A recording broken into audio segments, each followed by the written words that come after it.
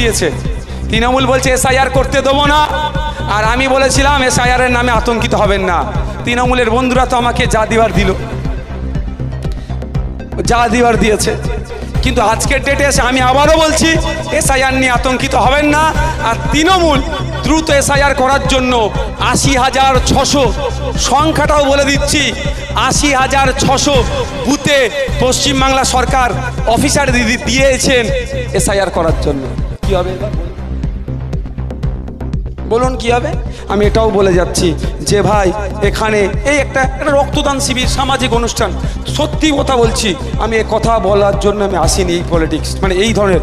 আমি যেই প্রোগ্রামটা ছিল তামান্না, তিলোত্তমা, আনিসকে নিয়ে বলতাম কিছু সামাজিক বার্তা, রক্তদানের গুরুত্ব নিয়ে বক্তব্য দিতাম। আমি এর আগে ওই আগের মোড়ে এসেছিলাম না, সামাজিক বার্তা দিয়ে যাইনি? দিয়েছিলাম তো। সেরকম পলিটিক্যাল কথাই বলেছি, যদিও আমি পলিটিক্যাল আপাদমস্তক, কিন্তু যখন আমাকে খচিয়ে ঘা করেছো ভাই, সহ্য করতেই হবে, সহ্য করতেই হবে ভাই। যাক, যেটা বলছিলাম, আপনাদের এখানে অলরেডি ৮০,৬০০ পশ্চিমবাংলায় মমতা ব্যানার্জি অফিসার দিয়ে দিয়েছে অলরেডি। এসআইআর করো। কোথায় যাবে? পালাবেন? এই বাবুকে সাইড দাও। কোথায় যাবেন? তাহলে কি পালাবেন নাকি? বাঘ এসছে, ঘরে যে ঢুকে দরজা দিয়ে দিলে বাঘ চলে যাবে? এসআইআর করার জন্য বাঘকে ডেকে নিয়ে আসলো, ৮০,৬০০ অফিসার দিয়েছে। আর এদেরকে সুপারভিশনে যারা থাকবে ৮,০৬০টা অফিসার, প্রায় তাহলে ৯০,০০০ অফিসার কে দিল? মমতা ব্যানার্জি দিল এসআইআর করার জন্য। আর তার দলের লোকেরা কি বলছে? এসআইআর করতে। তাহলে সাপ হয়ে কামড়াচ্ছে, ওঝা হয়ে ঝাড়ছে কে? এই তৃণমূল। এবার আপনাদের করণীয় কি? কিছু করার নেই, থেকে আপনি পালিয়ে বাঁচতে পারবেন না ভাই। আপনাদের করণীয় কি একটু জেনে রাখুন। আজকেও বলছি এসআইআর নিয়ে আতঙ্কিত হবেন না। আতঙ্কিত হলে কি সমাধান হবে? ওই জন্য আমাকে অনেকে গালাগালি দিয়েছে, অনেক সমালোচনা করেছে, নাকি নওশাদ ভাই বিজেপির সুরে সুর মিলাচ্ছে।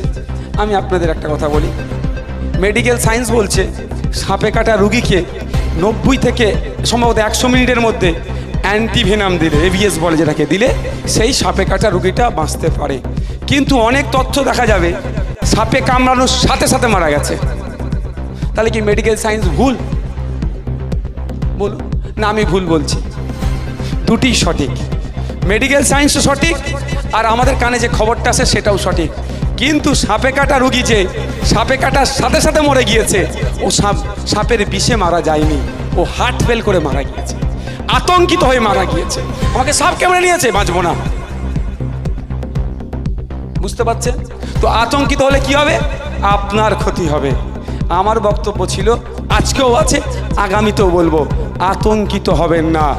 এই পাড়ায়, শেখ পাড়ায়, এইখানে যদি এসে খোঁজ পান, এখানে খোঁজ পেয়েছেন বাঘ এসেছে, সবাই ঘরে গিয়ে ঢুকে দরজা দিয়ে দিলে বাঘ চলে যাবে? এই বাঘ চলে যাবে? বাঘকে তো ডেকে নিয়ে আসা হয়েছে।